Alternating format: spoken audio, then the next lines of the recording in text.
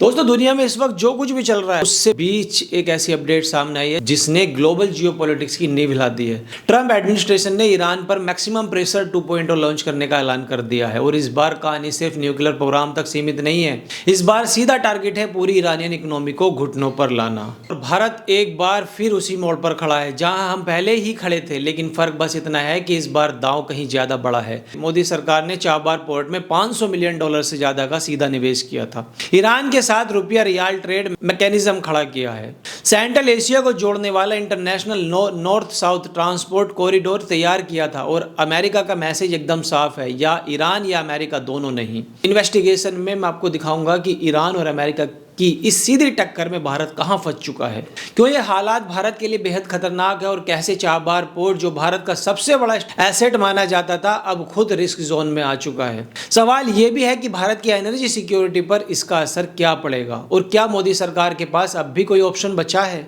या फिर ये एक नो विन सिचुएशन बन चुकी है। ये कहानी है एक टाइट रोप वॉक की, जहां एक भी गलत कदम भारत की दशकों की फॉरेन पॉलिसी को एक झटके में ढहा सकता है। लेकिन उससे पहले समझना जरूरी है कि इंडिया ईरान रिलेशनशिप आखिर कितनी पुरानी और कितनी स्ट्रैटेजिक रही है। भारत और ईरान के रिश्ते हजारों साल पुराने हैं, सिर्फ राजनीतिक नहीं, सभ्यता, संस्कृति और ट्रेंड के रिश्ते। लेकिन मॉडर्न जियोपॉलिटिक्स में देखें तो 50 और 60 के दशक में शाह ऑफ ईरान के दौर में भारत ईरान दोस्ती ने मजबूत शक्ल ली है। फिर आया साल 1989 का इस्लामिक रिवॉल्यूशन, टेंशन बढ़ी, रिश्ते डगमगाए, लेकिन दोनों देशों ने पुल जलने नहीं दिए। ईरान एक समय भारत का दूसरा सबसे बड़ा तेल सप्लायर था, तेल आयात अपने पीक पर था। भारत हर दिन लाखों बैरल तेल ईरान से खरीदता था। भारत की कुल ऑयल इंपोर्ट का एक बड़ा हिस्सा ईरान से आता था। और ईरान का तेल भारत को पसंद क्यों था? क्योंकि दूरी कम थी, शिपिंग सस्ती थी, पेमेंट में फ्लेक्सिबिलिटी थी और संकट के वक्त भी सप्लाई नहीं रुकती थी। लेकिन कहानी का दूसरा और सबसे अहम स्तंभ है चाबहार पोर्ट। ये सिर्फ एक पोर्ट नहीं, ये भारत का जियोपॉलिटिक्स मास्टर स्ट्रोक था। इसका कॉन्सेप्ट सालों पहले रखा गया था और बाद में इसे फॉर्मल शेप भी दी गई।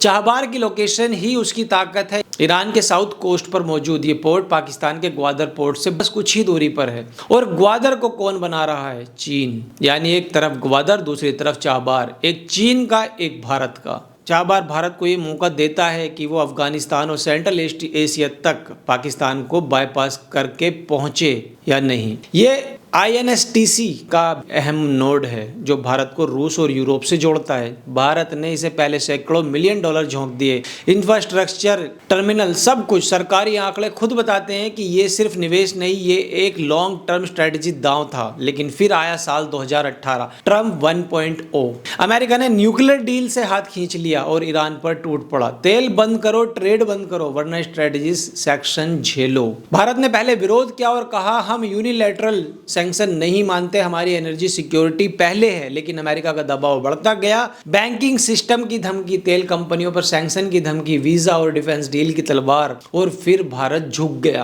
तेल आया शून्य हो गया, चाबहार स्लो हो गया, रिलेशन फ्रीज हो गए। ईरान नाराज हुआ, खुलेआम कहा, भारत ने मुश्किल वक्त में साथ छोड़ दिया।